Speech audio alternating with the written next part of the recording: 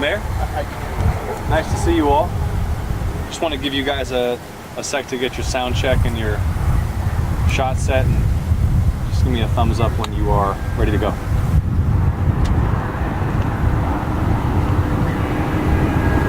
Okay, well, thank you for joining me this afternoon here at the Palmetto facility.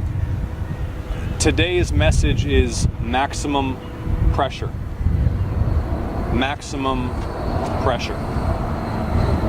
I will continue to apply maximum pressure to hold the Postmaster General accountable for his obligation to my constituents. I will continue to apply maximum pressure so that seniors in Georgia are not going without prescriptions, so that small businesses in Georgia are not unable to receive supplies or get products to market, so that voters in Georgia are not unable to cast their ballots timely by mail.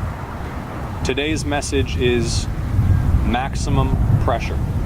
I will continue to apply maximum pressure on Postmaster General DeJoy to improve the abysmal performance of the Postal Service here in Georgia. Let me reiterate something that I've made clear throughout this inquiry and throughout this period of abysmal performance by the Postal Service in Georgia. I know and believe that postal workers across our state are working their hearts out every day with the best intentions and the commitment to public service. This is not on postal workers. Postal workers have tough jobs. This is a question of management, competent management. I today inspected this facility. I sat down with local USPS leaders to gain additional information about the causes of abysmal performance in Metro Atlanta and North Georgia. And what became even clearer is that this transition for our region was not well thought through, not well planned, and not competently executed. That's why at the time of the Homeland Security Committee hearing about a month and a half ago, you'll recall that first class on-time delivery performance was about 36%.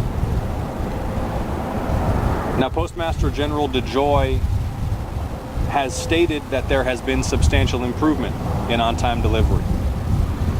What remains to be seen is whether that will stick,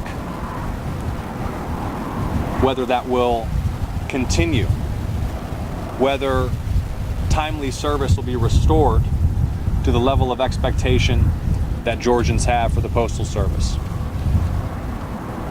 So once again, let me just restate, I will continue to apply maximum pressure. I will continue to apply maximum pressure on Postmaster General DeJoy to fix what's broken. And then there's a broader conversation that needs to be had about how a process this complex was allowed to proceed with such inadequate preparation and incompetent management to begin with. But right now I'm focused on folks getting their mail on time. Okay, questions? Senator Ossoff, I just lost my train of thought for a second, but do you think that they cleaned it up for your visit? And did you see anything that explains what's going on?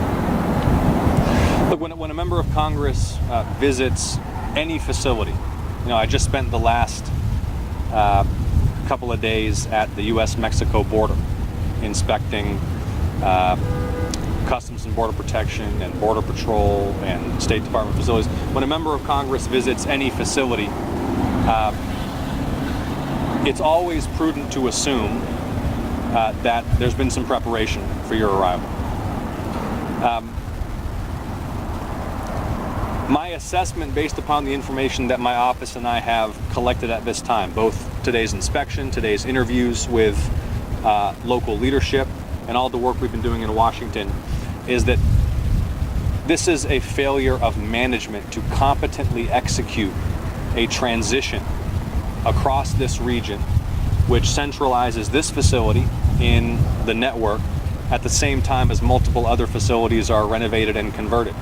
And it was not properly planned for. It was not properly managed.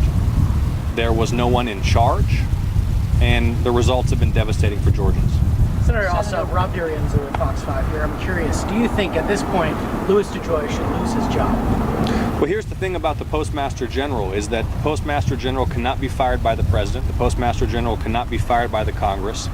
The Postmaster General can only be fired by the Board of Governors of the U.S. Postal Service. I have extraordinarily low confidence in the Postmaster General based upon the incompetent management of this transition that's ongoing in Georgia, the fact that my constituents haven't been getting prescriptions on time, haven't been getting letters on time, businesses haven't been getting supplies on time, ballots have not been arriving at election offices on time, and I will continue to apply maximum pressure on Postmaster General DeJoy to hold him accountable and to improve his performance in Georgia. What does that pressure look like? I will sustain... I mean, what are the actions you can take or the things you can do to support? Well, I think that you've seen over the last few months a robust and unrelenting level of scrutiny that my staff and I have placed on Postmaster General DeJoy and the USPS institutionally in order to ensure that their feet are held to the fire and they're held accountable for failures and held accountable to improve performance, and that will continue. And this visit today was part of that. Do you have confidence this will be fixed by the November election so we don't run into ballot timing issues? At this point, it is impossible to speculate about what network-wide performance will be at that time. You heard the Postmaster General make a commitment to me at the Homeland Security Committee hearing that he would restore on-time delivery to its prior level within 60 days of that hearing. That deadline is fast approaching. We're monitoring the numbers week by week, and I'm going to continue applying maximum pressure on Postmaster General DeJoy to improve their performance in Georgia. What's your expectation, though, when it comes to... I'll come to you in just a moment. What's your expectation, though, moving a little closer to the June runoffs? You've got CPO, you've got Sheriff, 3rd Congressional. What is the expectation there? And did local leaders talk about, right now they're at 60%, about when they think they could get back to 80%, 90% where they were before? Yes, the local and regional staff with whom I spoke today stated that they believed they would meet that mid-June deadline for a restoration of on-time delivery to its level prior to this transition. Now, that's simply what they're saying. I'll believe it when I see it. I'm looking for results and sustained results. And that's why maximum pressure is required.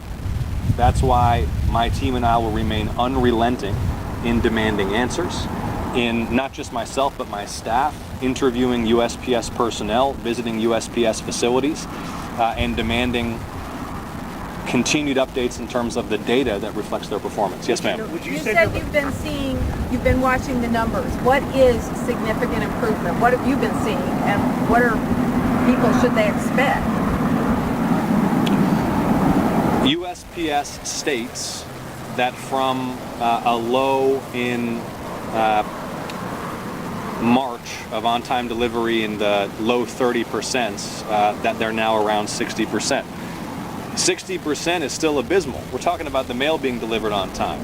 What Postmaster General DeJoy committed to me in public, under oath, at a Senate hearing about a month and a half ago was that he would restore on-time delivery to its level pre-transition within 2 months of that hearing. That'd be mid-June.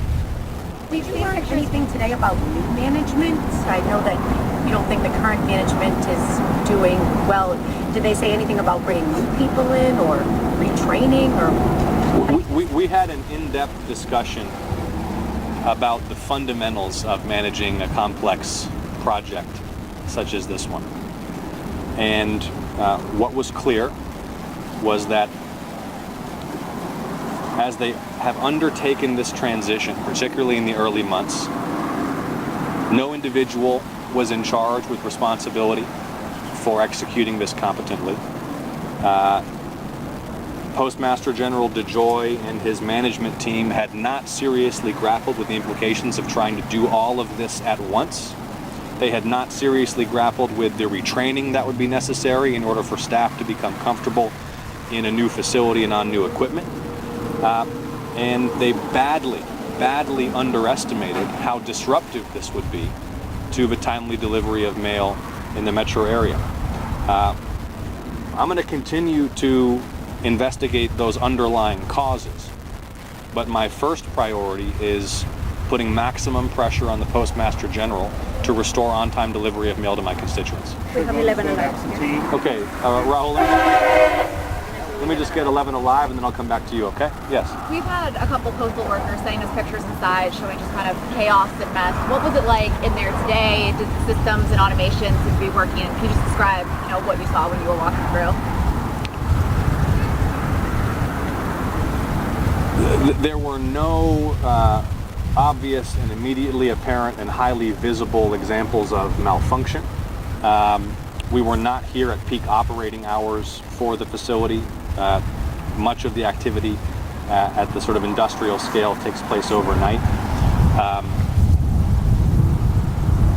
Really, the most significant benefit of today's visit was the opportunity to sit down with the local management and local leadership and ask them tough, direct questions about how the problems that have been so systemically encountered throughout this transition were not anticipated and not properly managed through.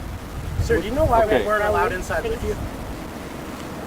We encouraged USPS to grant press access. That's a decision that they make, and you should put that question to them. Yes, Rowan, you get a follow-up. What should runoff voters do for runoff seats? Should vote absentee or not? Well, look, in addition to prescriptions not arriving on time, in addition to businesses not getting supplies when they need to, what's more fundamental than participation in our democracy? I would encourage folks who plan to vote by mail to do so as early as possible and to vigilantly monitor the progress of their ballot or make plans to vote early in person. Have you spoken with the Postmaster General since that hearing to follow up and see if he thinks that deadline's still possible? We've exchanged correspondence. My staff is in daily contact with his staff. I've not had a follow-up conversation with him directly yet. Are there any updates on staffing shortages at this facility or any others? I would refer you to USPS on specific staffing level questions. Now what? Just more pressure? Not just more pressure. Yes, more pressure. More relentless pressure on behalf of my constituents to sustain the improvement of on-time mail delivery. I have an obligation to Georgians to stand up for them when they're not being treated fairly or properly by a government agency. USPS is letting Georgians down. It is my role, it is my obligation, it is my duty to hold them accountable. And yes, that will mean maximum pressure will be sustained. We will continue to ask tough questions. We will continue to demand data. We will continue to put these questions directly to the Postmaster General. What would you say to the people who are writing in saying they've lost faith in the post office, they've lost faith in Congress in being able to fix this situation? It is completely understandable that Georgians would have a loss of confidence in the U.S. Postal Service on the basis of USPS performance in Georgia over the last couple of months. And what I'm focused on is putting maximum pressure on the Postal Service to restore timely delivery of mail, using every power and authority that I have as a member of the United States Senate.